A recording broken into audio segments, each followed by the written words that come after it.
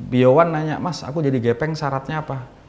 Rasakan miskin, nggak ada hal lain. Kamu harus merasa miskin. Langsung jadi miskin dia. Jalan kaki dari kos-kosan ke sini, nggak pakai alas kaki, tidur di pinggir kolam renang, nggak makan berhari-hari, handphone ditaro, sampai putus sama pacarnya. Kan artinya banyak hal fasilitas material yang dia korbankan untuk dia tahu miskin tuh kayak apa.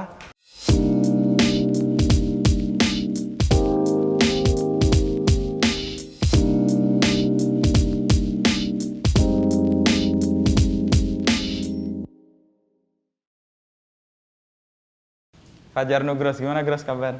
Alhamdulillah baik Mas Wisnu. Mas Wisnu, Mas Inu.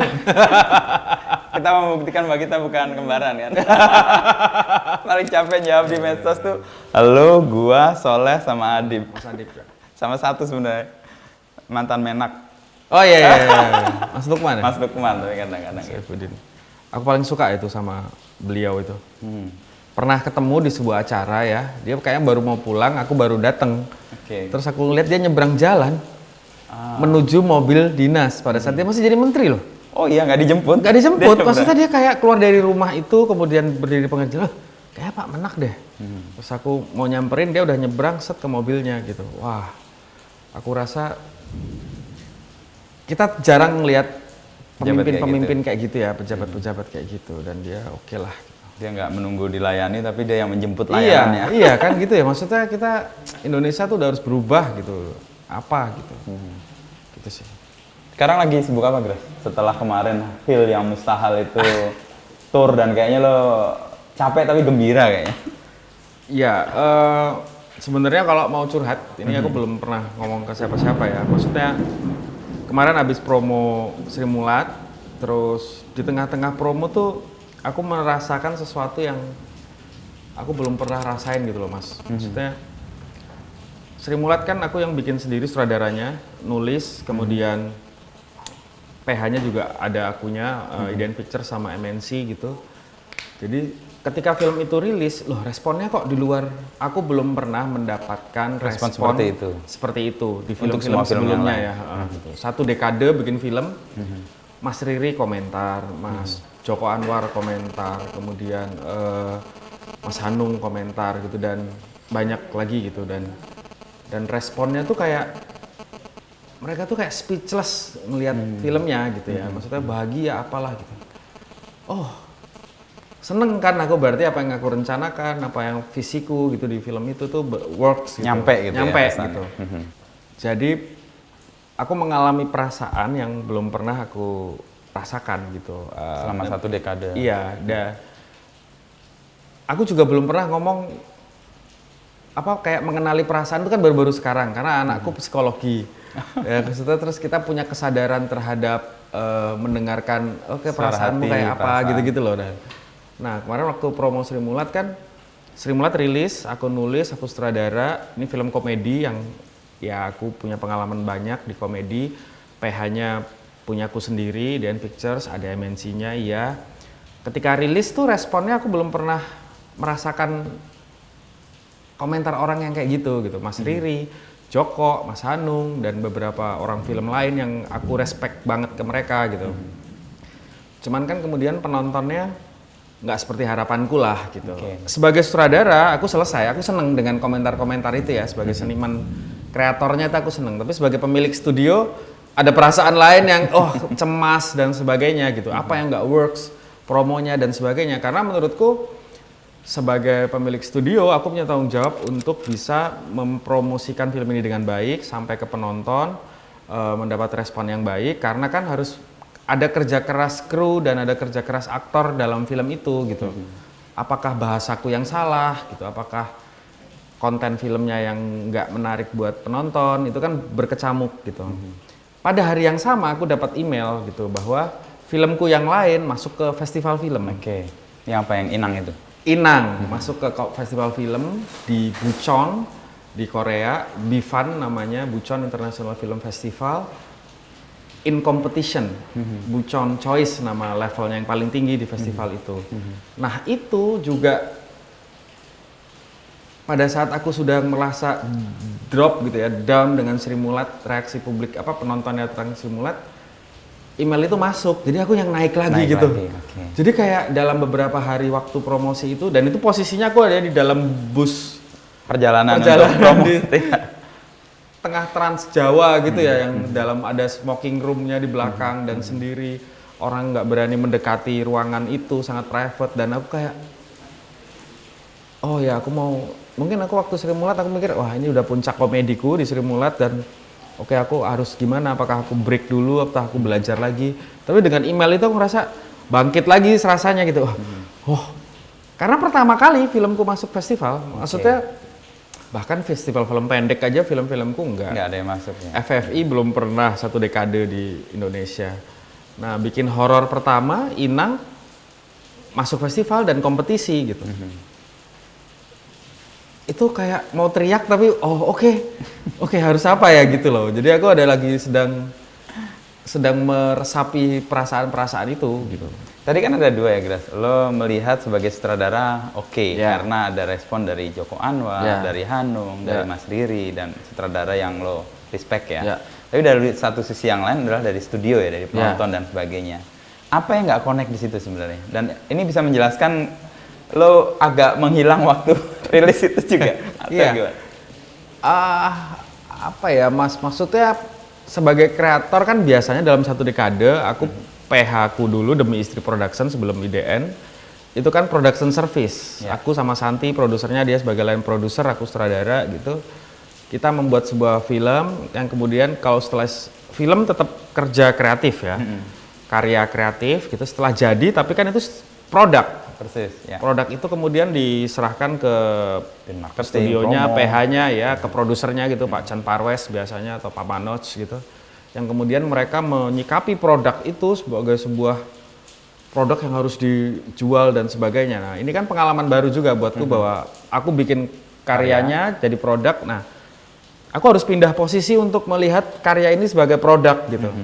Itu kan kadang-kadang ada ya nggak gitu sebenarnya filmnya, kamu kok jualannya kayak gitu kan itu masih ada tarik ulur lah di perasaan-perasaanku gitu. Kalau bapak-bapak yang sudah berpengalaman itu kan ya ini produk, dia harus laku gimana pun cara jualannya, kalau mau pakai toa ayo jual-jual. Oke, Tapi kan tapi lo belum tega gitu. aku ada rasa loh karya seni kok ngejualnya kayak gitu, misalnya kan ada kayak gitu-gitunya, dan kadang-kadang setelah kita tayang kita sebagai sutradara penonton happy kok, atau penontonnya nggak works tapi yang review baik gitu, kritiknya membangun gitu, ya udah selesai, kita tidak ada kekhawatiran lain gitu. Tapi kalau sekarang kan sebagai pemilik studio juga Harus punya hitungan aku harus yang punya lain. hitungan yang lain gitu. Nah itu kan perasaan baru juga ya dalam pikiranku ya. Untungnya Santi juga sebagai produser udah pengalaman, dia sudah tahu langsung apa miss-nya di mana ya sebagai produser nih, dia harus apa untuk next-nya gitu. Tapi ini pengalaman penting banget buat kita di IDN Pictures ya, aku dan Santi, kemudian partnerku Winston dan William untuk kedepannya mendesain promo dan marketing yang baik buat produk-produk IDN gitu. Tapi sebagai produk kan ini sebagai film itu sesuatu nih, Sri Mulat Hil yang Mustahil ini. Jadi kan kita lihat nggak cuma sekedar jualan untuk komedinya, tapi lo memasukkan nilai-nilai yang lo sendiri kayaknya juga baru menemukan di perjalanan itu ya. Sampai di ending dengan Pak Teguh itu bernyanyi ya. Asmuni. Asmuni itu Nembang, bernyanyi itu untuk mengakhiri cerita yang mungkin komedi tapi ternyata dalam gitu. Itu kan pijakan baru juga ya lo garap. Ya sebenarnya kan 1 dekade berkarya dengan Demi Istri yang dulu sama kemudian setelah punya IDN Pictures ini, aku dan Santi berpikir apa ya yang harus berbeda gitu. Ya bukan berarti yang dulu jelek, tapi maksudnya itu kan Tumbuh gitu ya. pengennya tumbuh gitu, dan orang tahu ada bedanya. Jangan sampai ketika sudah jadi IDN Pictures orang ngomong ya Nugroho sama aja gitu, ngapain kamu bikin IDN Pictures gitu. Jadi ketika kita juga mendapat materi, materinya Sri Mulat gitu, komedi gitu. Nah komedi yang seperti apa gitu kan harus, dan apa yang harus ada di dalam film itu. Aku mau ngomongin apa sih? Dan itu yang aku put in di situ dan belajar banyak. Jadi ketika sudah menjadi IDN, aku sama Santi, apa nih yang dulu kita kurang? Ya skenario, makanya IDN Pictures ada tim kreatif yang untuk develop skenario.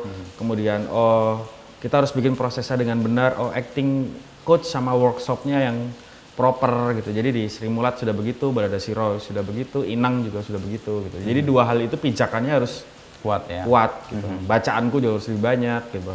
Santi ikut banyak workshop gitu. Supaya kesempatan besar IDN Pictures ini nggak sia-sia. Paling nggak kan dibikin produknya dibikin dengan benar dulu gitu.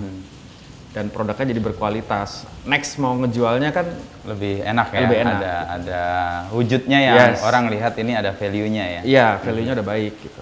Lo kan berangkat dari 1 dekade yang lalu ya, Gros. Ya. Dan kemudian ada fase jatuh bangun ya. Ya. Nah, aku baca satu artikel lo kayak sempat merasa, wah gue nggak dulu deh. Ada fase di mana dengan Mas Anung ya waktu Oh, itu. iya. Terus kemudian lo dianggap, kayaknya lo perlu belajar dulu deh. Lo perlu mendapatkan kemampuan yang lain dulu deh, baru masuk ke sini ketika lo rilis yang pertama itu.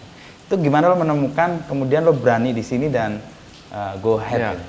Sebenarnya ada beberapa fase. Maksudnya faseku di skena indie di Jogja. Itu awal-awal tuh ya? Awal-awal yang 2008, kemudian aku 2000. bikin beberapa film pendek dan responnya dari teman-teman penonton kan hype. Memang kalau dari generasiku waktu itu remaja zaman itu rame filmnya, tapi kan dari masukan beberapa temen gitu, wah sampah, wah jelek, wah apalah gitu ya. Tapi aku nggak tahu kenapa aku tidak meresponnya dengan sakit hati sih. Oke. Aku meresponnya dengan, oh kalau gitu aku harus belajar, oh kalau gitu aku harus mencari guru yang bener gitu. Ya dan akhirnya ke Jakarta, masuk ke tahap keduanya gitu. Yang aku tuju Mas Hanung gitu. Bapak pengennya ke Deddy Mizwar dong, lebih religius. Milih Hanung. Iya waktu itu tuh Deddy Mizwar bikin apa ya? Para pencari Tuhan apa ya? kali ya? Tuhan ya, era-era itu. Lebih religius gitu. Ya aku kan nggak kenal, kenalnya Mas Hanung gitu. Jadi ya aku workshop tempat Mas Hanung. Kemudian fasilitas workshopnya adalah magang tempat dia, jadi aku manfaatin itu. Selesai workshop dan magang aku nggak pulang gitu ya. Mas aku pengen di sini gitu dan bersama dia kan itu selain ilmu juga membuka banyak kenalan dan kesempatan. Jaringan gitu. ya. Dan aku tetap nulis kan dari Jogja emang udah suka nulis, belajar dari Agus Nur. Nah jadi ketika di tempatnya Mas Hanung itu ya aku tetap nulis sampai tulisan itu jadi buku dibaca produser sama Aristo waktu itu dan dia nawarin, ini kita filmin yuk gitu. Seingatku Mas Hanung ngasih tahu bahwa belum waktunya sih kamu Gros. Tapi kalau kamu ingin mewujudkan mimpimu sekarang ya silahkan. Dicoba. Gitu. Iya silahkan coba aja gitu. Ya udah akhirnya bikin film itu ya mungkin karena hijau banget ya nggak tahu gimana dan nama-nama besar semua kan di situ krunya gitu ya aku nggak sepercaya diri yang aku bayangkan gitu. Di pasaran flop nggak jadi apa-apa juga gitu. Maksudnya nggak jadi apa-apa itu kalau flop tapi masih masuk FFI orang noleh itu kan masih oke lah. Masih dihitung lah ya. Masih ini nggak di notice orang gitu. Ini nggak sama sekali gitu. Dan ada pengalaman traumatis nggak dengan itu? aku nggak tahu ya tapi ya sedih aja sih Sedih gitu. ya. Dan Pak Parwes produser Star Vision nelpon semangat jangan menyerah gitu-gitu. Bangkit lagi biasanya kan yang pertama doang gitu. Nah pada titik itu aku berpikir aku harus balik lagi ke tempatnya Mas Hanung gitu. Dan kalau di lingkungannya Mas Hanung udah sangat deket dengan dia atau di level yang Asrada gitu ya, atau lain produser gitu. Waktu balik lagi ya dari bawah lagi. Oke. Maksudnya ya berusaha mengambil hatinya dia lagi ya mungkin dia kecewa, lu nggak dengerin gua sih atau apa gitu. Tapi ya harus dijalanin gitu. Aku ngurusin banyak hal-hal sepele yang dilihat orang sepelenya lagi di situ. Basic lagi ya. Hah? Belajar basic lagi. Belajar basic lagi sampai 3 film kalau nggak salah. Sang Pencerah, Tanda Tanya, terus Tendangan dari Langit gitu. Nah, selesai Tendangan dari Langit itu beberapa temen dan Mas Hanung juga ya udah ini kamu udah waktunya. Cuman pada saat ngomong waktunya nggak ada filmnya. Tapi Pak Parwes telepon, ayo bikin FTV. Saya ada project FTV. Nah Cinta di Saku Celana itu yang kemudian aku ubah dari FTV menjadi film bioskop kan. Gitu. Aku minta tolong semua orang untuk ini visinya berubah ya bukan FTV. Tapi kan budgetnya tetap FTV, hari syutingnya tetap FTV, tapi dengan kesempatan yang kecil itu tuh aku manfaatin bener untuk mengoptimalkan hasilnya. Dan Pak Parwes, selesai dia di bioskop ya udah masuk tahap 1 dekade pertama itu dimulai. Dan dalam perjalanan tadi kan lo pertama yang skena di Jogja, terus Ya. belajar sama Hanung, Ya. lo mau lepas sama Hanung, lo jangan dulu deh, tapi lo Ya. nekat kan, Ya. tapi terus lihat hasilnya Nekat. lo datang lagi ke Ya. situ, dapat ruang. Itu kayak gimana ya? Kalau Mas mikir orang sudah ada kesempatannya, kita nggak ambil, pasti akan nyesel. Nggak Iya. tahu kita nyeselnya apa juga ya. Pasti kan Mending "Aduh, diambil meskipun Kenapa nyesel." dulu nggak nyesel ya? Kenapa dulu nggak diambil? Kan pasti Oke. ada gitu-gitunya. Terus mungkin Oke. aku bisa sakit hati sama Mas Hanung, Mm-mm. bisa apa gitu, bisa jadi ya. Kita nggak pernah tahu. Tapi Ya. begitu diambil, Oh bener gagal nih, bener dia. Wah, dia bener. Tapi ya udah, balik lagi, Mas. Saya balik lagi ya gitu. Mhm. Terus di momen apa setelah yang FTV itu lo kemudian berani lagi untuk bikin film? Ya, jadi setelah FTV itu dia di blow up kan, jadi bioskop. Nah pas di blow up itu ditelepon PH lain, udah Oh, saya ada oke. cerita remaja nih, kamu mau nggak ngederek ini gini ya. Dan oh boleh Pak, oke. Ya udah akhirnya bisa baik-baik aja, bisa memulai. Tapi kan jadinya aku jadi production service tanpa sadar ya, tidak Oke. pernah bisa memfilmkan apa yang aku inginkan. Jadi kayak tukang gitu ya? Iya, Nah. selalu disodorin ini ya. Tapi cuman caraku adalah bagaimana setiap project yang disodorkan ke aku itu aku cari relate-nya dengan diriku. Aku deket nggak ya sama ini? Gitu. Sama topik itu atau masalah Deket nggak ya sama isunya? Kalau nggak deket, ya aku cari-cari nyambungnya lah. Karena kalau nggak tahu kan susah juga. Bahkan film pertamanya Radit yang Cinta Brontosaurus, aku nolak karena aku ngerasa nggak Sampai lucu. 3 kali ya? 3 kali gitu. Akhirnya dipaksa, yaudah udah saya kirim skenarionya, kamu tinggal baca nanti ngomong sama Radit. Lah, selama sama Mas Hanung aku nggak pernah ikut dia bikin film komedi kan. Get Married ya Mas Hanung yang sangat komedinya dia yang terbaik itu, aku nggak ada di situ. Gitu. Jomblo juga aku nggak ada di situ. Jadi aku nggak pernah ada referensi komedi sama sekali gitu. Cuman memang orangnya komedi kalau Mas Hanung kan. Tapi dari situ lo punya pengalaman kan untuk bikin komedi-komedi berikutnya yang kemudian pecah lah. Iya, Misalnya karena aku Bajuri. baca Arswendo Atmowiloto ngomong komedi itu logika bengkok. Oke, gimana tuh logika bengkok? Aku bacanya di mana ya? Pokoknya dia bilang komedi itu hanyalah sebuah logika yang dibengkokkan gitu. Jadi aku berpikirnya oh berarti seperti drama, logikanya itu real semuanya. Logikanya itu diterima penonton gitu. Tapi dia di ending belok. Jadi itu yang memancing tawa. Kayak ada gitu. plot twist gitu ya? Ada plot twist gitu, sesuatu yang ganjil kan jadinya. Nah aku ngomong sama Radit waktu itu akhirnya, kan Radit ini unik juga, aku pikir dia komedian, tapi waktu ketemu pertama serius, pakai Logis ya kacamata, orangnya. bawa buku tebel gitu. Wah orangnya kayak gini ya, jadi aku ngomong jujur. Radit aku belum pernah bikin film komedi, aku nggak tahu caranya bikin komedi. Jadi kalau mau, ya kita bikin aja film ini serius banget dramanya. Serius aja, tapi bengkok. Makanya di film itu ada semacam kayak ada tokoh perempuannya punya ibu, ibunya punya peliharaan monyet. Monyetnya ini waktu Radit mau ngapel, ketabrak mobil dia. Nah, Radit diputusin. Ngomongnya serius banget. Ya habis kamu nabrak dan adikku nggak suka sama kamu. Adiknya itu mengacu ke Monyetnya. itu gitu kan. Itu kan logikanya benar. Adik itu kan logika seorang anak punya adik, tapi kan logikanya belok karena adik dalam Bayangan semua si orang Ita yang itu. manusia ternyata monyet gitu. Wah pecah banget gitu.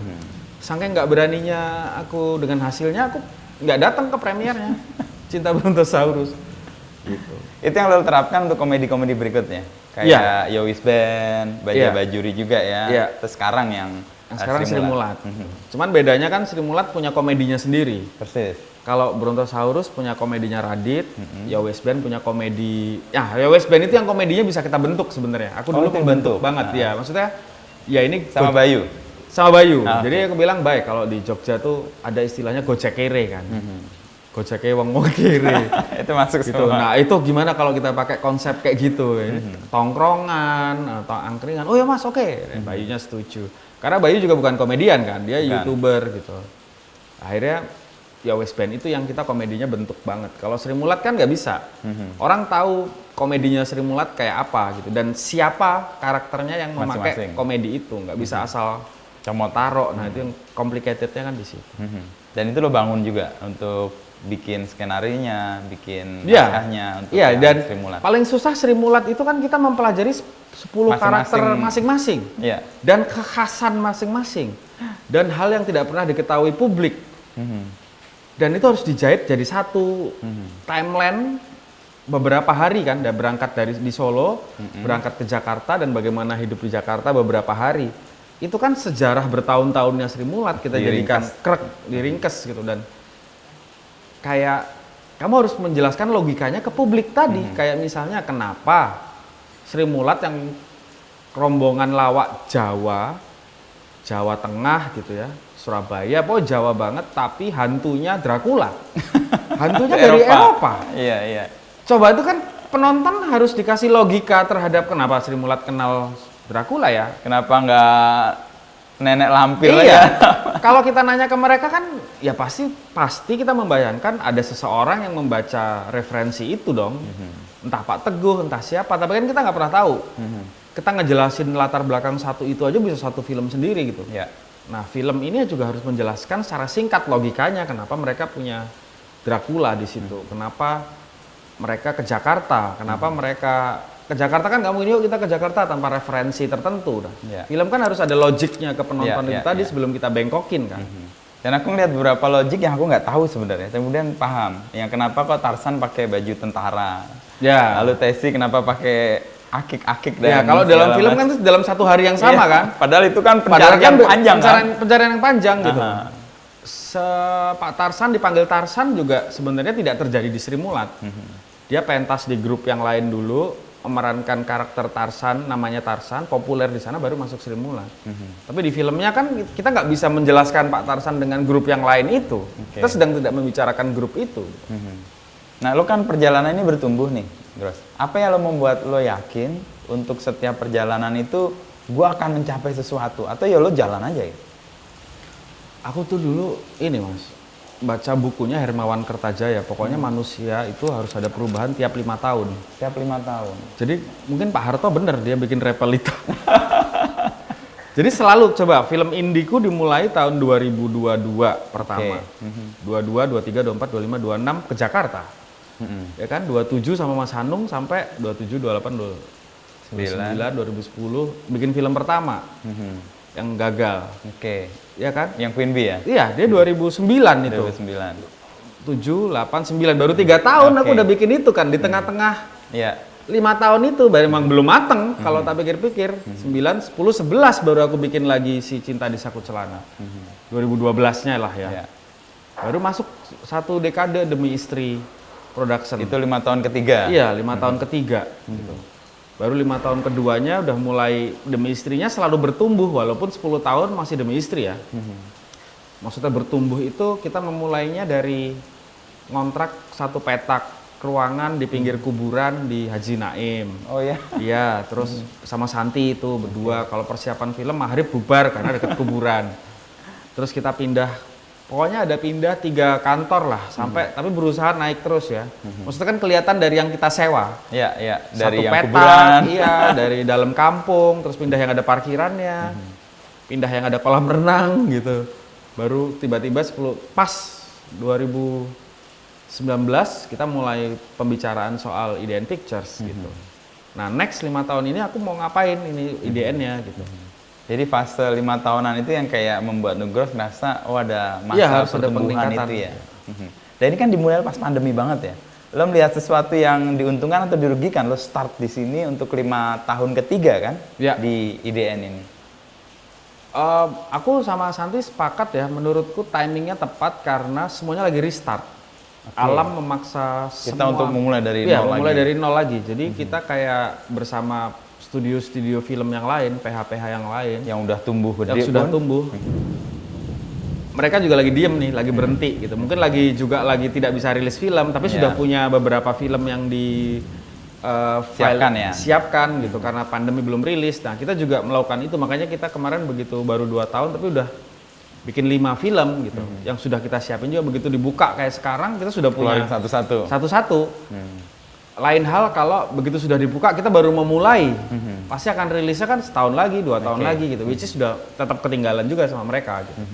Jadi 2 tahun pandemi itu sebenarnya masa kayak inkubasi ya? Iya, Lo belajar, berproduksi, lalu kemudian ketika dibuka lo udah punya kecakapan dan punya hasil kan? Untuk bisa dikeluarkan. Betul, jadi sama startnya sama teman-teman studio yang lain. Jadi levelingnya ini sebenarnya lebih naik lagi ya? Kalau dilihat dari perjalanan lo sebelumnya ya? Iya, iya. Kalau nggak mungkin aku nggak. Sampai karyawannya sekarang lupa jumlahnya berapa kan? Saking banyaknya. Udah banyak ya. Udah banyak ya.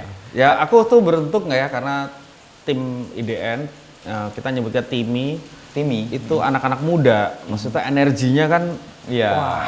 Meledak-ledak lah ya. meledak-ledak gitu, pandai, kritis gitu-gitu ya, terus semangat gitu, jadi kayak dan gaya hidupku kan juga jadi berubah gitu, bahwa kita harus ke kantor pagi, start early morning gitu dan wah ngelihat mereka energinya jadi menarik gitu. Maksudnya two ways lah antara mereka ngasih masukan dan aku juga memberikan masukan gitu. Lo perjalanan lo kan dulu kuliah bukan dari seni kan? Hukum. Lo hukum kan? Lalu menemukan ini sebagai lo yang lo yakini akan menghidupi itu sampai mana? Oh, bilo aja nggak ada hubungan yang sama, tapi kereta sampai kayak gitu itu gimana? Apa sangkut pautnya tiba-tiba kok ketemu film dan yang lo pilih sebagai jalan ya? Aku tuh nggak tahu ya, tapi kalau diurut-urut itu SD kelas 5 itu aku sudah bikin teater. SD kelas 5 bikin teater? Iya, jadi tapi drama lah, bukan teater yang Oke. bener ya. Maksudnya drama-drama. Kita kayak naik kelas gitu, seingatku dari kelas 5 ke kelas 6. Terus ada acara sekolah gitu, dan aku bikin sandiwara-sandiwaraan gitu. Oh, sejak kelas 5 SD? Di SD itu. Nah, tiap tahun di kampungku, kereta api di Pengok itu, Blok F, Jogja, itu ada Agustusan kan. Oke, panggung? Yang aku nggak tahu sekarang masih ada nggak kalau di Jakarta gitu. Maksudnya ada panggung, selalu ada panggung. Di situ tuh semua anak selalu ada yang konser, ada yang ini. Nah, aku tuh sama anak-anak kampung tuh selalu bikin sandiwara gitu. Ketoprak, mungkin aku kebangun dari ketoprak sayembaranya TVRI atau bangun deso gitu ya. Selalu nonton itu kan. Dan pengen ada di kampungku tiap 17 Agustus gitu. Nah, kemudian itu SD SMP, di SMP aku suka nulis. Terus pokoknya aku suka nulis gitu. Nulis apa aja, nah butuh mading. Oke, Jadi karena nggak ada wahananya, aku bikin mading di SMP 12 itu, Jogja. Yang ngisi aku semua gitu. Tak terbitin, yang lainnya akhirnya bisa ngikut gitu. Mingguan atau? Mingguan. Terus SMA. Nah, perpisahan SMP bikin sandiwara radio lagi gitu. Anak-anak selalu ingat itu yang SMP. Pindah ke SMA. Udah ada koran kampus kan. Majalah sekolah kan ada Sekolah, Himah. ya. Himah tuh UI ya. Aku lupa lah majalah sekolahnya apa. Sama sekolahku MUHI dikirim ke bengkel bahasa di Jogja yang ngajar Agus Nur. Agus Nur, oke. Aku ketemu di situ sama Mas Agus ketemu di situ. Jatuh cinta aku sama nulis. Wah, nulisnya bisa bagus banget ya. Makannya apa ya? Makanya aku selalu aku tuh nggak pernah iri sama materi lah gitu. Maksudnya kalau ada orang di selebgram gitu, mobil mewah apa, nggak pernah silau. handphone nggak pernah silau. Tapi kalau Anggi Nun bikin film science of fiction, wah anjing, ini orang makannya apa ya? Regas bikin film penyalin cahaya, anjing ini nemu cerita kayak gini tuh.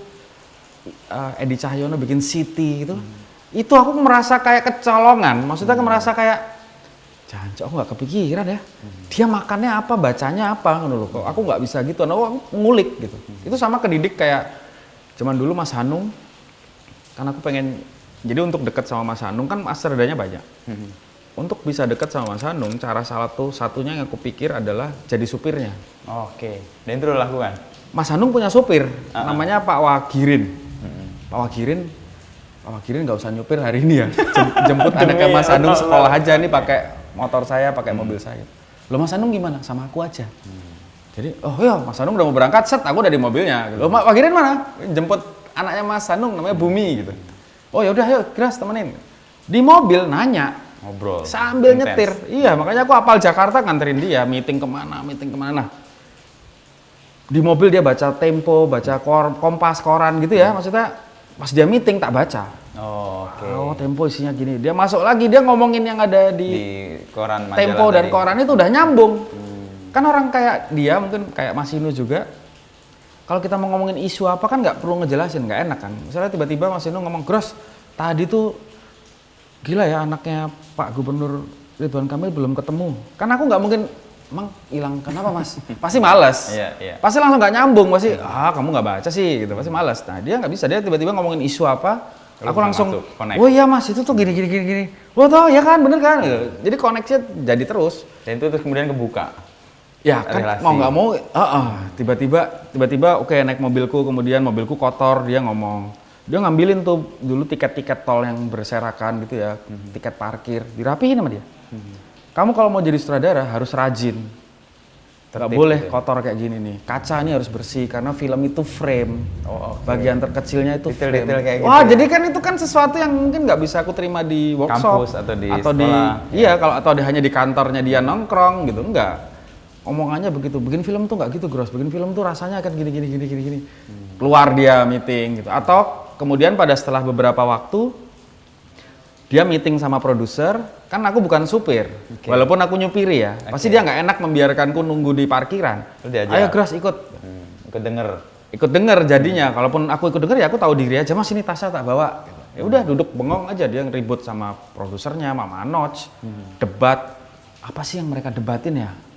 Oh itu, oh Mas Anung ngototnya di sini, bolehnya di sini gitu. Nah kan aku jadi tahu cara ngomong sama produser yang tidak diajarin dia gitu. Kemudian dia nanya, aku mau Ayat Cinta, kamu behind the scene mau nggak? Oh mau, aku behind the scene. Karena menurutku behind the scene all access. Dia sama produser, aku pura-pura ngerekam. Tapi dia ngomong denger, iya. tahu gitu ya. Kemudian dia ngarahin aktornya, ngarahin Fedi Nuril. Apa sih yang diarahin? Cara dia ngarahinnya? Lu ngerti ya. Karena aku deket banget karena behind the scene, in the name of behind the scene itu kan deket banget. Iya. Kalau kru yang lain pasti akan dari jauh ngomong apa sih? Atau nungguin apa sih gitu. Jadi nggak pernah berasa capek. Tiba-tiba 5 tahun aja di Hanung sama dia gitu. Dan perasaan terberat adalah mengorbankan banyak hal kan akhirnya, kehilangan pacar di Jogja, kehilangan hubungan relasi dengan teman-teman di Jogja karena nggak ada waktu untuk ngurusin dikit-dikit pulang gitu. Iya. Ya itu jadi pengalaman yang sangat menariknya tuh di situ gitu. Termasuk lo melupakan mimpi lo kuliah hukum itu. Nah itu menarik sih Mas. Jadi titiknya adalah ketika kemudian aku senang nulis itu, masuk ke UII kan, Fakultas Hukum. Cita-citaku arsitek.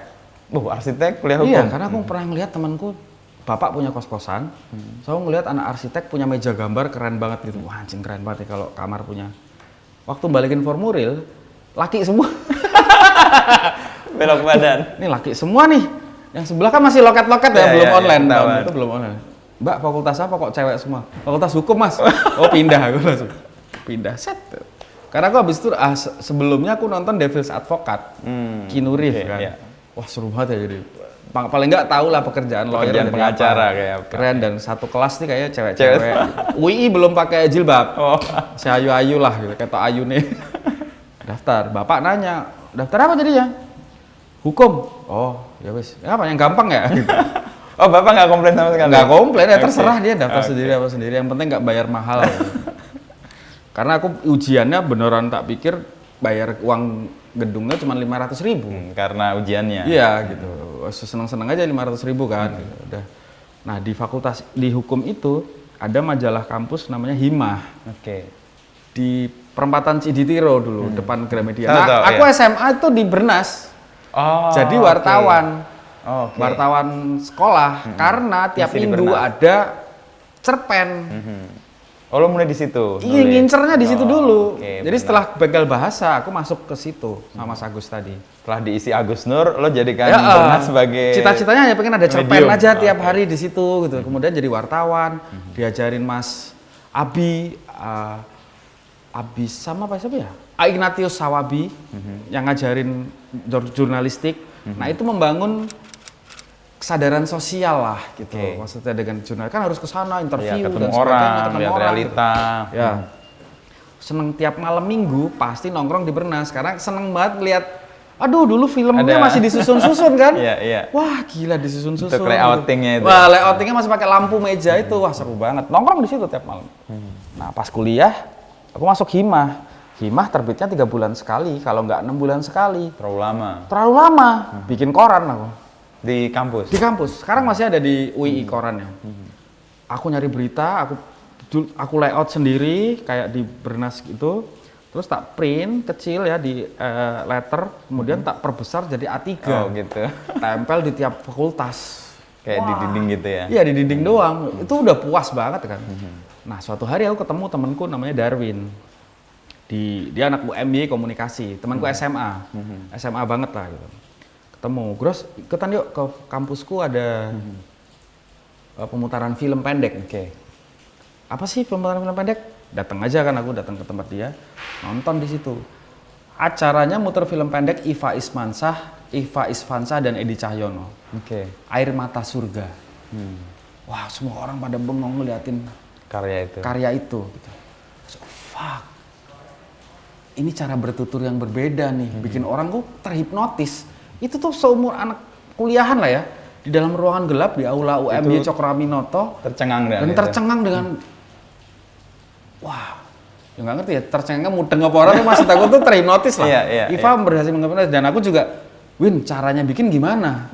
Kayak lo tadi ini mangan opo cah. Iya, ini caranya bikin gimana Iva sama ini ya gitu. For color itu udah for color. Ya udah main ke kampusku, di kampus mereka ada Ciko Cinema Komunikasi sama Kine Club UMY. Aku nggak bisa ikut yang dua-duanya kan, karena resmi mahasiswa nih, dua-duanya, satunya Visipol, satunya UMY gitu. Tapi anak-anak ini nongkrong di komunitas namanya Bulldozer Film gitu. Nah, aku nongkrong di situ, terus mereka punya rental DVD dan sebagainya, punya komputer buat ngedit. Nah, aku belajar semua dari situ. Yuk kita bikin, ada festival pendek di SCTV, bikinlah aku di situ. Wah, itu udah mulai nombokin hilang handphone, jual laptop, jual apa aja buat film itu. Review yang pertama, wah nggak bisa nih kalau kita cuma bikin nggak ada hasilnya. Ayo kita bikin film yang bisa ditonton orang, tiket lah 5.000 gitu. Bikin aku Dilarang Mencium di malam minggu.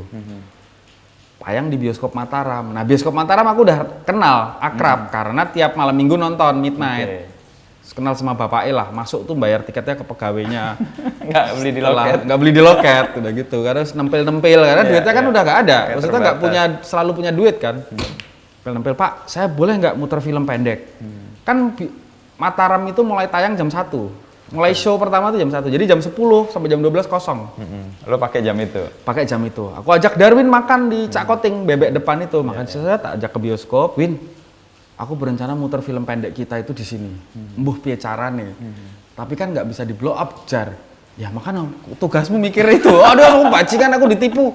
Aku udah makan enak, suruh mikir. Ternyata ada tugas. Iya, ternyata ada tugas. Akhirnya pinjam LCD proyektor, sound sistemnya masih bisa nyambung. Jadi pakai LCD, pakai handycam, sebagainya tayangin di situ. Aku sama temanku nyetak poster juga. Belum bayar. Mas, ini tak bayar kalau filmnya laku ya.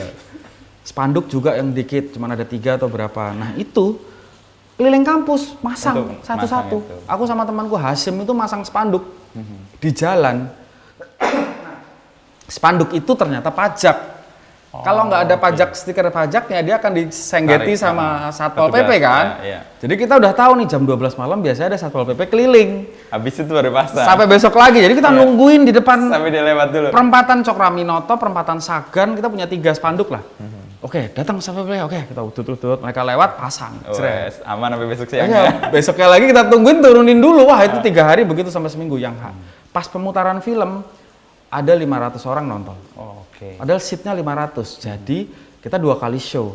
Jadi separuh-separuh ya? 1.000. 500. Jadi Mataram itu 500 seat. Jadi show 1 500 orang, show 2 500 orang, 1.000 dikali 5.000. Wah, dapat duit segitu tahun itu tuh, wah bisa bayar sablon, poster dan sebagainya. Anak-anak kita makan-makan enak. Yuk kita bikin lagi film kedua. Nah, aku punya banyak teman di wartawan kan. Salah satunya Ari Pras. Ari Pras itu kedaulatan rakyat yang dulu hiburan. Mas, ini kemarin aku ada foto-fotonya. Yo oke nih, tak muat. Akhirnya dimuat sama dia, gede banget. Nah itu di clipping, besok film keduanya lagi tak tawarin ke rokok. Untuk sponsor. Aku bisa mendatangkan orang segini loh. Ayo bantuin aku promosinya aja. Jadi dia bikinin spanduknya udah bener yang film kedua. Gak perlu nunggu Satpol PP. Iya, gak perlu nunggu Satpol PP lagi. Wah gila tuh. Akhirnya jadi kan happening sampai 2 film berikutnya. Jadi ada 3 film yang disponsori Jarum, film pendek semua. Nah pada titik itu ada Elida Tamalagi. Dia kedai kebun apa-apa gitu ya. Bikin kayak seolah-olah bikin acara refleksi karya-karya Fajar Nugros. Aku merasa dihargai dong. Wah, bagus nih. Tapi di acara itu mereka muter filmku, kemudian diskusi kan. Sesuatu yang belum pernah aku alami. Oh, ternyata ada diskusinya. Oke, nah diskusinya itu semuanya mencaci maki, nggak ada yang memuji. Wah, film kamu tuh jelek, film kamu tuh sampah, film kamu tuh tidak bisa dikatakan film. Wah, nah itu perasaan pertama aku, ternyata salah ya, ternyata bukan soal penonton banyak gitu, tapi harus tahu dulu cara bikin yang bener kayak apa gitu. Ya udah, akhirnya memutuskan berhenti. Ada perasaan sakit hati juga di situ. Itu aku nggak tahu, aku lupa. Okay. Cuman beberapa temen ngomong, ya menurutku kalau sakit hati aku nggak akan pergi sih. Menurutku ya nggak akan pergi dari Jogja ya. Ke Jakarta ya. Aku lupa sih rasanya kayak apa, tapi yang paling aku ingat adalah kemudian aku berpikir untuk mencari guru. Pergi ke arah matahari terbenam dan mencari guru. Untuk memperbaiki kualitas yang Iya, yang itulah. Ternyata Iva dan Edi bikin Bejo van der Lak. Kalau Mas mau cek, itu film pendek, tahun masa perjuangan, tembak-tembakan, animasinya tuh bagus banget gitu. Wah, jancuk itu makin bagus anak-anak. Angginun bikin film menjemput atau menunggu bapak. Pokoknya mereka tuh makin bikin film makin bagus-bagus gitu.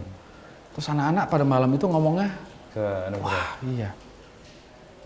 Aku siapa aja yang ngomong aja aku udah lupa maksudnya di situ. Tapi berasa banget bahwa itu pukulan paling berat gitu. Ya. Paling berat dan wah aku harus mencari guru dan menghilang dari peredaran skena Jogja itu gitu. Makanya ke Jakarta, tahun itu ya. Ninggalin semua itu udah. Bapak ibu, teman nongkrong, Mas Pras dan kawan-kawan. Pacar. Yang terberat kan itu ya. Ya udah nggak sempet ngurusin lagi kan. Tapi lo kan bertumbuh dengan sesuatu yang lo impikan lo dapet kan. Kecakapan-kecakapan yang lo nggak pelajari ketika di kelas atau di ruang-ruang pelajaran ketemu Anung. Bagaimana dia sutradara harus detail, betul. Memastikan semuanya berjalan. Dan Mas Anung baik. selalu menghibur dan membuai penonton ya kan. Orang nonton Ayat Cinta dulu premier sampai langsung. Wah ya ini sesuatu yang aku lihat waktu nonton filmnya Iva tapi lebih big gitu, lebih besar gitu. Ini yang harus aku capai dan aku sudah bersama guru yang tepat gitu. Dan dari 5 tahun dengan Mas Anung itu lo kemudian memberanikan diri untuk main di sesuatu yang lo anggap udah memiliki kecakapan di film itu. Iya, walaupun akhirnya kita tetap ya ternyata skill ini adalah kalau kamu sering melakukan kamu akan tahu problemnya apa ya gitu. Ini kan film kan harus well plan, tapi kan bikin film itu membangun ceritanya juga membuat masalah kan. Film kalau nggak ada masalahnya kan nggak akan jadi seru juga kan. Artinya kan selalu akan ada masalah dalam film, tapi kalau kamu sudah punya daya kuat dan tahu mau bikin apa, itu yang paling bisa kamu lakukan. Dia itu selalu ngetesnya tuh waktu itu kayak, kamu mau bikin apa sih? Mas Anung tanya. Iya, sambil lewat. Mas filmnya gini-gini tinggal. Karena dia nggak cocok kayaknya. Nggak cocok berarti kan, oke. Nanti dia ketemu lagi sambil ngomongin, film kamu mau bikin film apa sih? Ya Mas ini tuh filmnya tentang ini, aku jelasnya panjang lebar gitu ya. Menurut dia itu bukan esensinya. Dia tetap orang itu harus punya esensinya satu dan itu yang dipegangin banget gitu untuk kamu. Jadi ketika ada masalah apapun dalam produksi itu yang dipegang. Itu yang dipegang. Kamu harus konsisten di situ. Jadi aku sampai sekarang ngerasa bukannya mungkin juga semua merasa sendiri-sendiri. Ada beberapa ilmu yang mungkin aku terima tapi teman-temanku di dapur film nggak dapat atau mereka juga mendapatkan hal lain yang lo sendiri nggak. Aku sendiri juga mungkin nggak dapat. Jadi kita bertumbuh dengan sendiri-sendiri gitu. Kan ada Fajar Bustomi, Dilan, sangat box office ya. Kemudian Indra Gunawan, Dear Nathan juga sangat box office gitu. Prita Gita Arya Negara. Belum ada yang box office. Kemarin box office Surga Yang Tak Dirindukan, tapi sebelumnya masuk FFI langsung film pertamanya Salawaku. Jadi kan mungkin ada beberapa ilmu yang tidak terbagi rata gitu ya. Jadi sesuai dengan kapasitas atau mungkin minat masing-masing yang mungkin apa cenderungannya atau yang nempel atau yang ditangkap karena Mas Anung bisa aku bisa ngajarin kamu cara bikin film tapi taste dan sebagainya apa rasa itu kan kalian sendiri dari pengalaman kalian. Dan lo mendapat sesuatu yang nggak didapat oleh sutradara-sutradara lain yang nempel ke Mas Anung kan. Tapi lo kemudian menemukan komedi itu jalannya gimana ya, Gres? Nah, itu karena kepepet kan? Pada akhirnya kan itu kepepet. Dan kayaknya itu yang malah meledak-meledak ya dibanding yang lain. Dan mungkin karena Mas Anung juga orangnya komedian kan. Kita selalu bercandanya tuh Gojek Irema dia tuh hal-hal yang lucu. Kita mentertawakan banyak hal yang sepele gitu dan kadang-kadang aku berpikirnya jadi kayak oke, kalau menghadapi skenario kayak gini atau scene yang lebih spesifik scene kayak gini atau problem apa dalam situasi syuting, apa yang akan dilakukan Mas Hanung ya? Akhirnya itu jadi panduan kan, walaupun kita nggak pernah tahu mungkin dia akan melakukan hal yang sama atau tidak. Tapi kayak jadi peganganku aja, oh HB akan melakukan apa ya? Jangan-jangan keputusannya akan begini, kadang-kadang keputusannya akan begini. Itu jadi kayak guiding gitu, walaupun orangnya nggak ada. Nah ini 1 tahun, 1 dekade sama Pak Parwes sebagai produser ya, yang selalu duduk di ruang editing. Kemarin aku saat mengedit semua film-filmku yang setelah nggak ada dia, dia seolah-olah ada di ruang editing. Oh, jadi dia masih kayak hadir aja ya? Kayak hadir aja, Pak Parwes akan melakukan apa terhadap ini ya. Dan itu editornya jadi berasa gitu. Oh iya ya, Pak Parwes akan begitu. Orangnya nggak ada loh. Itu kayak pengalaman berharga banget kan. Dengan Mas Hanung begitu, dengan Pak Parwes juga jadi begitu. di produksi begini, di editing begitu, dengan pengalaman-pengalaman itu gitu.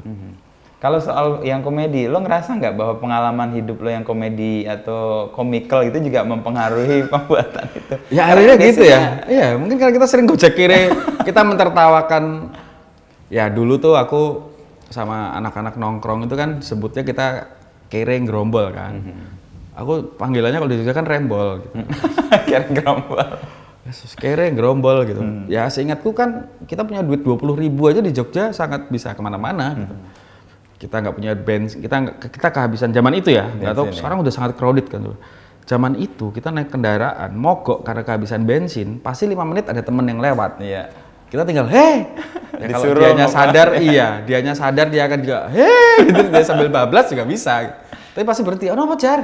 Mogok lagi? Oh disuruh. Setut.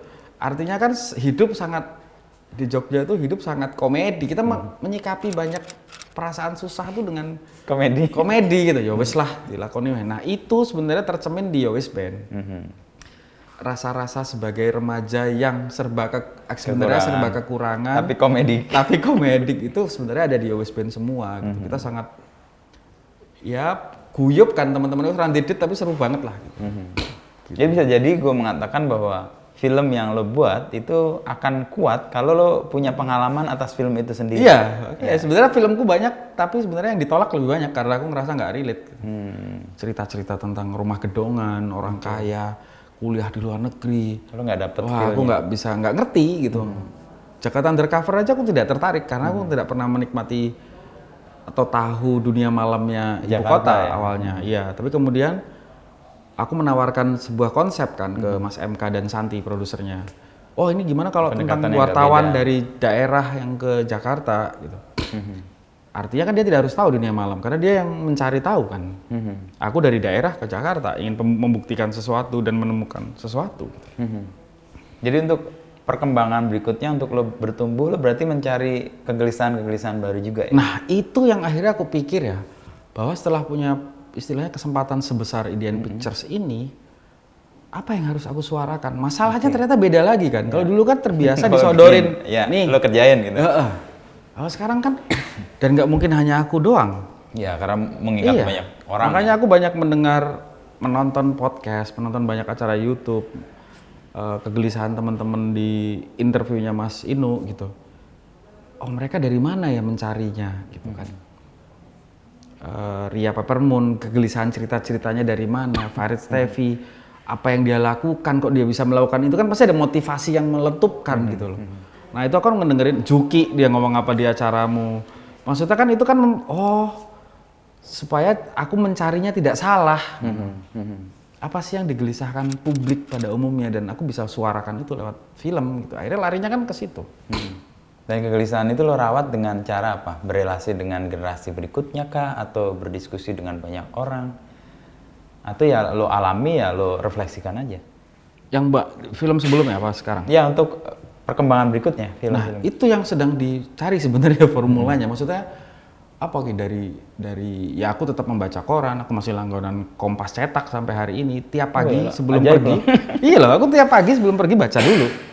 Kayak seolah-olah untuk tahu apa sih yang terjadi di dunia pada saat aku mau keluar gitu. Kegelisahan yang di belakang sosok-sosoknya aku clippingin itu masih karena untuk tahu apa sih yang sekarang tuh bisa kita gelisahin karena isunya harus lebih global menurutku ya. Problem kita di karya-karya film Indonesia itu menurutku masih sangat lokal. Kayak contohnya filmku aja maksudnya atau film lain mungkin enggak ya, tapi maksudnya filmku ya West Band itu kan hanya pencarian jati diri. Ya, anak. Which is itu terlalu Indonesia banget lah. Mungkin di luar negeri udah bukan jati diri lagi masalahnya di anak SMA gitu. Tapi isunya kurang sesuatu yang global yang orang lain juga merasakan hal yang sama gitu. Jadi mungkin sound suara kita hanya lokal gitu. Nah, kedepannya aku pengennya coba ini isunya yang kita banget, penggambarannya kita banget, tapi suaranya sangat global. Gitu. Kayak Parasite kan ketimpangan sosial. Dan terjadi di semua belahan dunia gitu, walaupun dia gambarinya di Korea gitu. Nah, kita tuh kurang resonate-nya tuh. Nah, kegelisahan itu yang sedang aku cari, aku rumusin, aku belajar banyak, ketemu banyak orang gitu sih.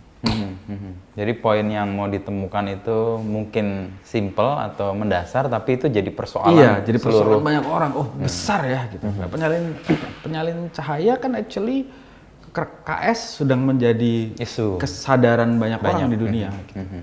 Nah, itu muncul jadi diterima juga oleh publik yang lain ya. Entah apa yang dimakan Regas sampai dia bisa punya sense yang segitu besar kan. Dan aku 1 dekade tidak kehilangan sense itu kan. Gitu. Nah, kepada orang-orang di luar yang sudah bekerja di dunia ini, lo punya keinginan untuk belajar apa? Karena lo kan lihat selalu silau dengan kecakapan orang gitu ya. Kecakapan apa yang rasa lo perlu dikembangin lagi untuk di dunia film ini? Kalau aku sih yang pertama mungkin respon terhadap situasi sosial ya. Oke. Seorang kreator tuh mungkin harus terus merawat sense-nya terhadap apa yang sedang terjadi. Iya, apa yang dirasakan orang, itu juga relate juga kan. Penderitaan apa yang dirasakan orang, hatinya tuh juga nggak boleh mati gitu. Kadang-kadang aku mulai khawatir kalau kemarin di Wadas ada kerusuhan gitu dan aku ngeliat di timeline Twitter hanya lewat.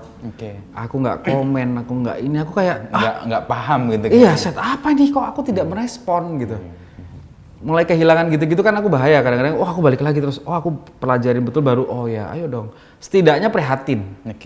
Karena mungkin nggak tahu duduk perkaranya, nggak tahu ini, tapi kan ada kekuatan besar yang resmi kemudian menghajar rakyat, itu kan pasti sudah ada yang salah.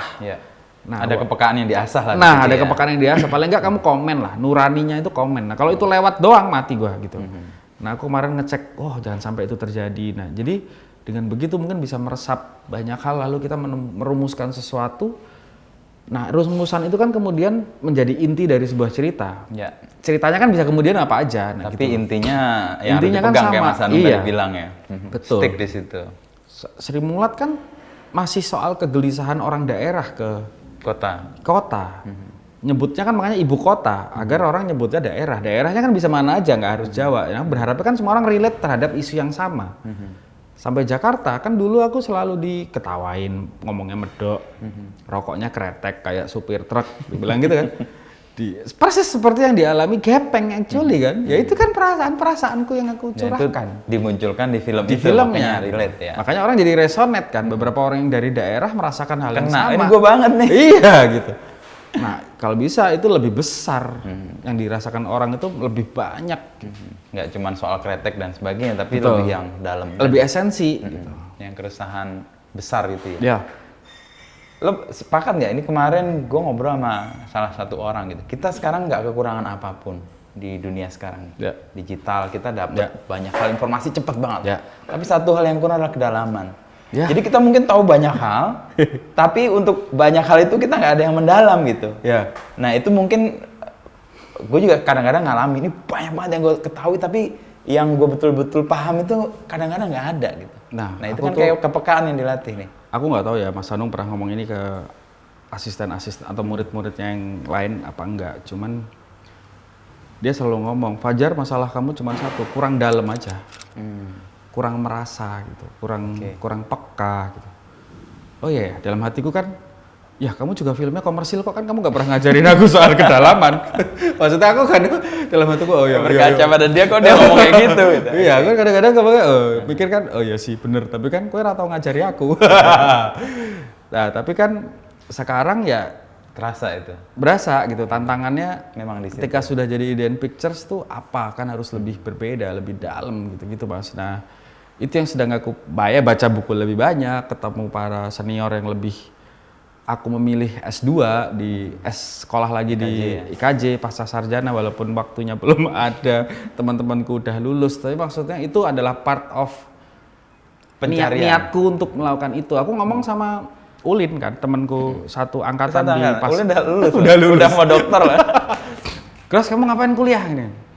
Aku bilang sama Mas Ulin, Mas, aku cuman butuh datang ke kelas, ketemu sama dulu Pak Sapardi, dosenku ya, kemudian Pak Seno Gumira gitu. Rektor. Iya, aku nggak peduli dengan nilainya atau kemudian gelar statusnya nanti lulus atau enggak, tapi aku pengen dengerin ngobrolnya mereka, gitu loh. Maksudnya itu kan susah banget loh. Bersih. Ya. Gimana coba kita mau ketemu Seno Gumira? Kan nggak ada gitu. Ya aku duduk aja gitu, kalau bisa datang duduk. Sayangnya kan online. Mulainya 2019 langsung pandemi gitu. Jadi ada banyak guru besar di situ yang, ya aku pengen denger mereka kan nyemprotin sesuatu, aku diem pengen aja dapat di kelas. kedalaman yang tadi lo resahkan itu ya. Aku ikut workshop psikoanalisisnya Arif Mbah gitu yang, ya aku pengen duduk aja ngobrol gitu. Kalau dia omongin, Mas Gros ngapain ikut, kan kamu sudah bikin film. Ya nggak apa-apa itu kan, maksudnya bukan karena aku sudah bikin banyak film aku tahu banyak hal gitu. Ya datang aja ke workshop dan diem aja. Mau ada pertanyaan nggak? Ya mungkin nggak ada juga gitu. Tapi pengen denger aja dia ngomongnya apa sih yang disampaikan. Mungkin ada yang nyantol, mungkin enggak gitu. Tapi terus kemudian lo ada film yang Sri Mulat ini, Hilya Mustahal, tadi kan ada level yang membuat orang-orang yang nggak terduga itu memberikan apresiasi. Ya. Artinya bisa jadi lo ngerasa, oh oke, gue ada di satu titik yang lain nih. Mas Anung komentar, Mas Riri ya komentar, lalu Joko Anwar komentar, Angga juga komentar, dan umumnya positif sih supporting. Ya mungkin karena aku melakukan hal yang tidak biasa aku lakukan ya. Sama ini biasanya ada, kan filmku sangat sosiologis gitu ya, realis gitu, sosiologis, endingnya dari awal sampai akhir sampai selesai ya, itu realis sosiologis gitu. Tapi Sri Mulat kan kemudian realis sosiologisnya juga ada, orang bisa merasa relate dengan kehidupan susahnya Indonesia zaman dulu, tapi pilihan endingnya sangat filosofis. Gitu. Lain hal kalau sepanjang film filosofis, yang film itu kan mungkin orang juga nggak akan connect gitu, akan wah berjarak banget dengan penontonnya gitu. Nah pilihan yang tidak biasa dalam film-filmku itu mungkin yang membuat mereka appreciate gitu, noleh, dan teman-teman juga bikinnya sangat serius, aktornya sangat serius, kita berhasil menghidupkan Sri Mulat itu dengan penuh penghormatan gitu, mungkin respectnya jadi beda gitu. Bukan berarti yang kemarin-kemarin nggak serius ya, tapi ada tahapan maksimalnya lainnya, kan sudah segitu gitu. Nah ini kan diapresiat lebih gitu. Dan lo kemampuan menemukan tokoh-tokoh yang mayoritas non-Jawa ya? Non-Jawa, yang Jawa hanya 3 orang ya. Untuk suatu produk yang Jawa banget itu kan juga challenging banget ya? Iya, jadi memang ditawarkan ke mereka, ke para aktor untuk menjadi orang Jawa. Bukan untuk, jadi nawarinya, Mas Inu kamu main Sri Mulat ya, kamu nanti harus melucu. Enggak. Kamu harus menjadi orang Jawa, kemudian menjadi orang Jawa yang karakter Sri Mulat gitu. Jadi jadi orang Jawa dulu baru jadi Gepeng. Jadi orang Jawa dulu baru jadi Asmuni. Yang masing-masing juga berpencar kan. Jadi Gepeng kan jadi orang Jawa Tengah. Jadi Basuki jadi orang Jawa Tengah. Jadi orang Jawa jadi Asmuni kan jadi orang Jawa Timur. Lo ambil konteks besar dari kulturnya dulu, baru kemudian dia akan disebar lagi kemana-mana, dan kemudian bergerak bersama untuk menjadi orang Indonesia dengan belajar bahasa Indonesia. Kan complicated banget, tidak pernah ada pembicaraan bahwa kamu harus melucu.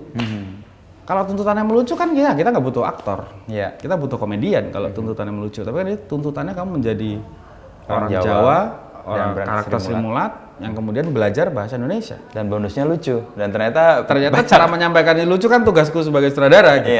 Mengemasnya menjadi sesuatu yang lucu kan aku. Tapi mereka jadi dulu karakternya, tidak pernah dituntut melucu.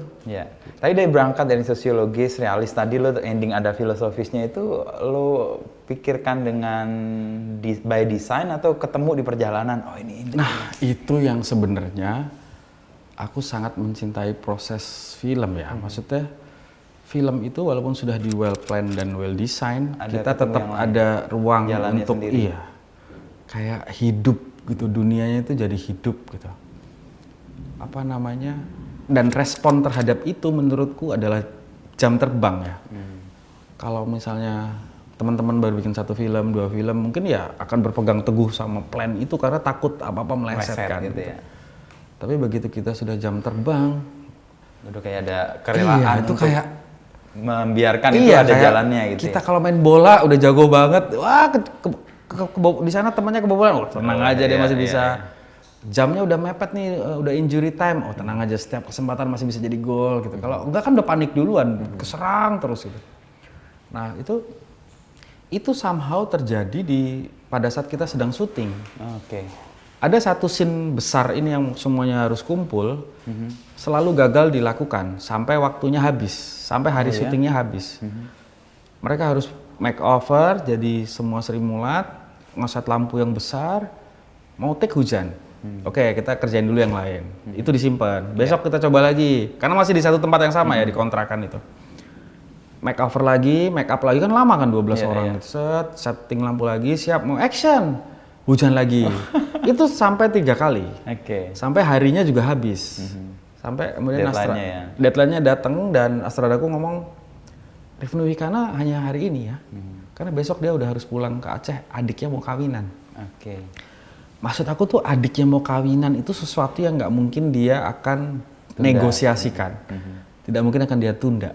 Kalau liburan kan kita bisa, Rifnu ntar gue bayarin tiket, ya gue atur lah. Gantilah ya. Gue ganti, masih bisa. Sesuatu yang masih bisa dinego. Nah ini enggak, adiknya nikah dan dia harus jadi saksi. Di luar kendali dia lah ya. Di luar kendali dia gitu. Shit, oke, berarti Rifnu harus hari ini. Artinya scene itu kita mau kerjakan hari ini, harus gitu. Kondisi apapun. Karena dia pulang dari kawinan, kita sudah tidak di lokasi ini lagi gitu. Kita siapin lagi semuanya udah mau take, latihan udah beres, hujan. Oke, ini siapa yang harus diusir dari scene ini ya? Kan ada 12 orang, ada 10 orang. Siapa yang masalah nih? Siapa yang nggak mau ada di sini nih? Itu harus dicari. Ya udah kalau gitu kita selamatkan Rifnunya dulu. Artinya Rifnu harus diambil dari scene itu, taruh di mana, kita ambil supaya dia tetap ada di scene itu, tapi tidak ada di situ. Ya kan? Oke, berarti ini kan editingnya udah, itu kan berarti pemikiran-pemikiran di lokasi yang harus lu cepat improve harus kan? adaptif kan? Iya, kalau enggak kan kita hanya akan balik lagi ke situ, budgetnya akan ngulang lagi, ngeset lagi. Karena kontrakan itu hanya selesai hari itu. Artinya kalau selesai hari itu, kita besok udah ke lokasi lain. Kalau kita ke lokasi lain dulu, lalu balik ke situ lagi hanya demi Rifnu, budgetnya akan sangat besar karena nyewa tempat lagi, ngeset lagi dan sebagainya. Jadi Rifnu kita taruh di kamarnya. Terus aku bilang, oke, aku mau dia nembang deh.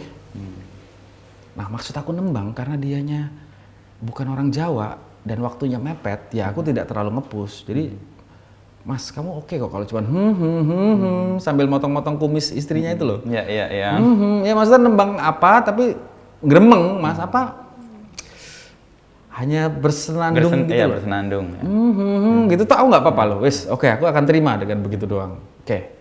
Ngilang dia kan, aku ngerjain yang lain dulu. Datang dia dengan suara nyanyi dari jauh. Masuk. Mas, aku ada liriknya ya. Oke, tapi itu tembangnya ada free secara copyright dan sebagainya, aman. Oke. Temanya tahu kan ini tentang apa? Karena di luar anak-anak Sri Mulat itu ngomongin tentang mimpi, kalau mereka sukses akan jadi apa. Oh ya, ini temanya bahasa Jawa gitu, tak dengerin. Oh ya, temanya cocok. Jadi ini ngomongin mimpi, ini ngingetin supaya mimpinya jangan berlebihan. That's the point. Akhirnya kita ambil tuh Rifnu, jebret. Nembang dengan 2 kamera, kita one take. Tapi nggak aku cut langsung ya, tak biarin dulu. Jadi memang dia nembang, panas dulu, gremeng, habis itu dia nyanyi lagi. Ini yang dapat sampai nangis itu. Besoknya kita take yang di luar, tanpa ada Rifnunya. Karena dia harus ke Aceh itu. Karena dia harus ke Aceh. Begitu ending begitu film dicambungin jadi satu. Masuk, selesai. Jadi filosofis banget. Dan di luar rencana.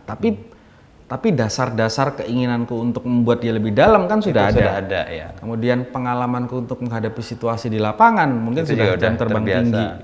Makanya kadang-kadang para aktor itu tidak pernah tahu hasil akhirnya kan. Dia hanya taunya aku disuruh nembang nih. Nanti jadinya kayak apa belum Jadi tahu. kan nggak tahu. Karena yang punya ide tapi kan. kalau dia kesel duluan, wah aku tiba-tiba harus nembang ngapalin ini, nggak works juga. Artinya mereka juga believe kan terhadap direkturnya gitu. Nah posisi itu kan sebenarnya membutuhkan jam terbang tadi ya? Iya, karena kan di kepala direktur sudah tahu nih editingnya akan begini dan sebagainya. Nah kita kan kadang-kadang tidak ada ruang atau waktu untuk menjelaskan ke aktor ya, nanti tembangmu ini aku edit loh sama adegan yang ini, nanti jadinya akan kayak gini-gini. Itu pun tidak akan bisa disampaikan ke dia karena nggak ngebayangin juga kan mereka gitu. Menumbuhkan belief orang-orang yang bekerja sama lo ke lo gimana? Nah itu sih Kan egonya para pemain itu juga tinggi-tinggi juga. Actually Mas itu kayaknya director itu harus punya bakat memimpin ya. Oke. Karena kan menurutku sutradara itu menurut Mas Anung ya dia harus bisa mendirect di dalam frame dan mendirect di luar frame. Dan itu menurutku dulu Mas Anung sangat jago banget untuk dua hal itu ya. Dan seorang pemimpin yang baik itu atau kreator yang baik juga mungkin orang yang sangat mendengar masukan orang dengan baik gitu. Dan Mas Anung itu orang yang sangat mendengar banget gitu. Doh aku dulu bisa yang Mas itu kayaknya bagus dari kiri ke kanan deh.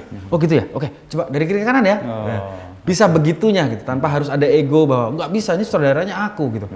Jadi keterbukaan gitu. Iya, nah pemimpin-pemimpin sekarang itu kan kayaknya harus jago untuk mengkolab bahwa visi kita harus jelas gitu. Jadi selalu tiap kali aku bertemu dengan timku pertama kali dan aktor-aktor itu pertama kali ketika meeting aku harus menjelaskan bahwa film kita tentang A. Oh, clear ya? Clear, film kita tentang A.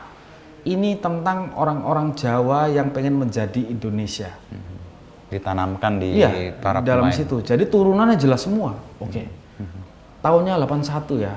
Wah, kelar semua langsung. Jadi kamu harus punya kayak Pak Jokowi lah. Kita harus revolusi mental. Semua fokusnya ke sana semua kan gitu. Kita harus Indonesia harus merdeka. Kita bukan negara. Makanya kayak Pak Harno dulu ngomong, Pak Karno ngomong Inggris kita linggis. Mungkin kan visinya jauh gitu ya. Jauh gitu.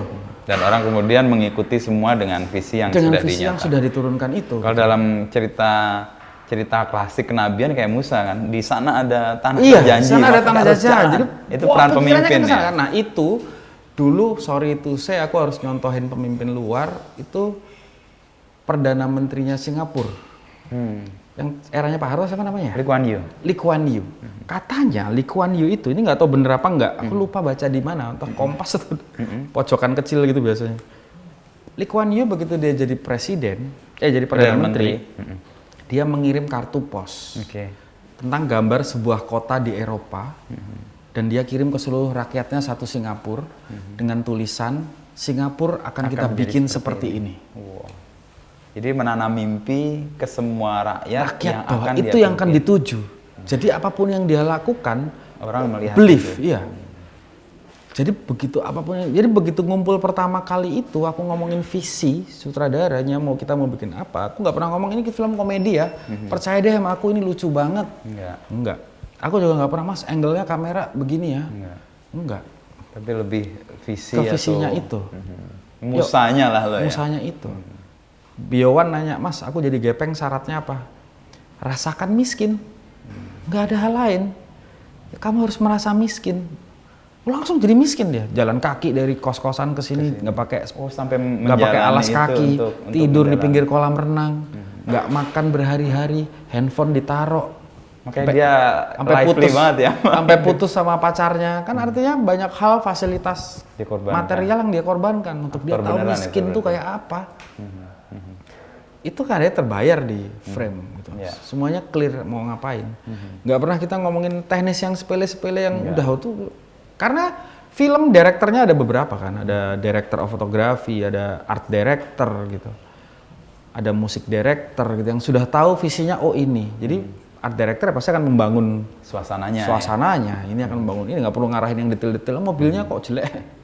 Tapi dalam situasi itu malah lo memberi kebebasan para aktor untuk mengisi peran sesuai dengan yang lo mimpikan itu kan? Iya. Berarti lo beri kepercayaan juga ke mereka kan setelah mereka percaya pada lo. Nah sekarang lo bagaimana membangun mimpi lo sendiri? Lo kan mimpi untuk orang-orang lain nih. Nah lo membangun dan percaya dengan mimpi yang akan lo wujudkan dengan IDN ini gimana? Ya sebenarnya sekarang titik tersusahnya adalah ternyata sekarang partnya itu lebih besar ya. Maksudnya partnya itu gitu ya? Aku harus menemukan apa yang mau aku bikin di sini gitu. Dengan power yang kesempatan yang segini besar ini tuh harus mencari sesuatunya itu kan juga butuh butuh waktu, butuh ini. Ternyata dulu enak ternyata ya cuma disodorin gitu. Sekarang kan kita harus lo mikir juga kan, lo beli sendiri. Kita harus yakin ini bagus, harus yakin ini bermanfaat, harus yakin ini ada value-nya. Lo nggak harus mikir cuma harus laku doang kan, tapi sebelum laku value-nya kan harus relate ke banyak orang. Jadi pegang tadi ya. Itu. Kemudian siapa yang akan mengerjakan. Tapi sekarang adalah eranya ketika Dulu Mas Hanung itu memberi kesempatan ngajarin banyak orang untuk jadi sutradara. Banyak astradanya jadi sutradara sekarang gitu. Nah, titik ini ternyata sudah bukan buat aku doang. Kesempatan besar ini tuh bukan buat Nugroho semata gitu, tapi sutradara-sutradara muda lain yang dulu orang ngasih kesempatan aku, mungkin ini saatnya aku ngasih kesempatan mereka untuk bisa menjadi seperti lo. Berkaryalah di Theater of Dream ini. Ini apakah ini mimpimu juga? Gitu.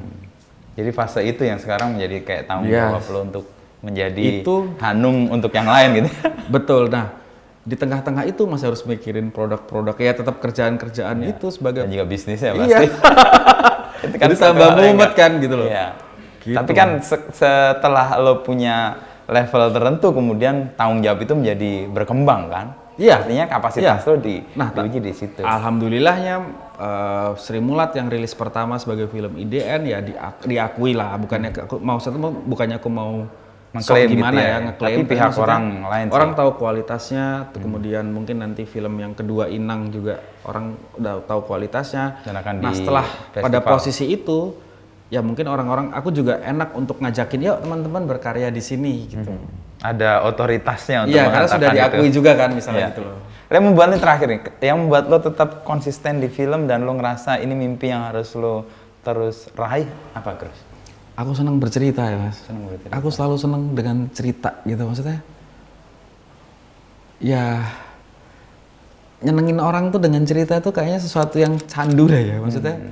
Menghibur, kemudian orang bisa tertarik, bisa, ya yang Sri Mulat aja orang bisa, aku bahagia banget ya nonton ini. Aku jadi denger itu lo ngerasa. Iya, aku tuh sebenarnya 1-2 orang merasakan itu cukup seneng aku gitu. Kemudian harus mikir bisnisnya kan jadi buyar. Tapi kan kepuasan itu bukan kepuasan yang konsumtif kan, lo produktif kan. Artinya lo melakukan sesuatu, ada hasil, lalu kemudian hasil itu yang kemudian membuat lo gembira kan. Ada yang berbeda kepuasan yang konsumtif sih, ya cuma menikmati aja gitu. Tapi kan lo nggak memproduksi. Oh iya. Maksudnya dari apa yang kita bikin tuh terdeliver, kemudian mereka bisa sangat kayak, aku tuh kadang-kadang masih gini ya, jalan di mall atau kemana gitu yang, Mas Nugroho aku ngefans loh. Hah? Ada ya orang ngefans sama aku ya? Maksudnya aku selalu, maaf loh, aku bukan aktornya, aku bukan bintangnya gitu. Kamu ngefansnya sama aktor aja. Maksudnya aku tuh ada rasa nggak pede untuk melakukan itu. Tapi dengan itu sebenarnya kan ada recharge energi juga kan buat lo. Secara nggak langsung. Kok bisa orang segitunya gitu loh. Aku kadang-kadang, berarti aku harus bikin yang bagus nih, jangan sampai mereka malu gitu. Nah, semalam di Space itu kan ada film sebelumnya mengecewakan. Ada orang di Ngaglik, Sleman ngomong, aku kecewa dengan filmnya Mas Fajar yang sebelumnya. Maka begitu ada ini, ini kayaknya akan sama dengan itu. Tapi ketika nonton ternyata enggak ya. Aku jadi seneng sama, lah itu kan kayak, oh iya ya. Jadi mengalami atau menyaksikan perkembangan dan pertumbuhan lo berarti kan? Tapi dari karya ya? Dari karya, iya. Maksudnya dari film yang ini, kemudian film yang lain kan? Iya. Maksudnya kan di sini berarti aku sempat mengecewakan dia ya? Gitu. Yang aku nggak tahu ternyata. Kecewanya di mana gitu ya? Gitu. Tapi posisi itu kan setidaknya memberikan kekuatan baru untuk lo ngerasa, emang di sini nih gue harus punya kemampuan bercerita. Bercerita kan dan itu yang selalu pengen aku asah terus ya. Kalau Mas Agus Nur itu kan nulis kayak merem kan? Bisa gitu udah jadi gitu. Ini kan dia apa yang membuat dia selalu begitu ya gitu. Mangan apa? Makan apa? Nah, yang dia minum. Kalau selalu terhadap kecakapan orang itu memang memicu untuk lo menambah kemampuan-kemampuan yang lain. Dan itu kayaknya juga memberi energi terus ya. Kok bisa ya daya orang begitu ya? Maksudnya kan pasti beda ya, apa yang kita makan, apa yang kita rasa, apa yang kita tonton. Nah, aku kan pengen tahu apa sih yang membuat dia berpikir kayak gitu. Yang aku miss, apa yang tidak aku lakukan apa gitu. Gitu sih. Tapi dengan terakhir nih, capaian lo kemudian diakui lo orang-orangnya lo respect itu, buat lo sendiri sebagai apa itu? Itu kayak apa ya? Mungkin karena aku baru ngerasain pertama kali jadi tadinya dicaci maki atau dicela ya. Jadi aku terharu sih, aku sangat aku nangis sih. Maksudnya kemarin sempat berair mata. Aduh ya Allah sampai gitu ya gitu. Tapi ya akhirnya aku sampai ke titik aku di-appreciate lah ya gitu dan moga-moga nggak jadi lupa gitu. Kan ya maksudnya kan setelah ini kan pasti orang akan ada ekspektasi yang lain gitu. Jadi tanggung jawabnya jadi besar tapi jadi pijakan yang baik lah untuk aku ngelangkah dengan lebih ya banyak tanggung jawab, tapi ya pede kan. Paling nggak kan kalau sutradara kan kuncinya pede, Mas. Ya, ya. Sekali kamu di lapangan dengan 200 kru dan 10 aktor, kamu ragu, Yang lain akan ikut. yang lain akan, ya sutradaranya nggak tahu apa-apa nih. Wah, itu selesai. Wes, selesai. Kamu, walaupun kamu nggak tahu, kamu harus pede. Dan pijakan itu memang penting Dan untuk pijakan sebuah proyek. percaya diri itu penting banget untuk Jadi menjadi nggak akan sutradara. sakit perut waktu premier lagi nih ya. Atau Wah, itu sih ya banyak masalah ya. Oke. Banyak yang Campur aduk. menyebabkan itu ya untuk mules-mules itu, asam lambung naik. Iya, iya. Oke, Gras. Thank you, Gras. Mas Idu, terima kasih ya. Waktunya Aku yang ngobrol. makasih. Gue banyak. Ini kayak healing. Sip. Wah, ditutup dengan hujan yang deras. Oh, Kita mulai dengan hujan deras, reda, terus hujan deras lagi. Terima kasih. Thank you, Gras. Lega. Ini kayak ngobrol di depan psikiater ya.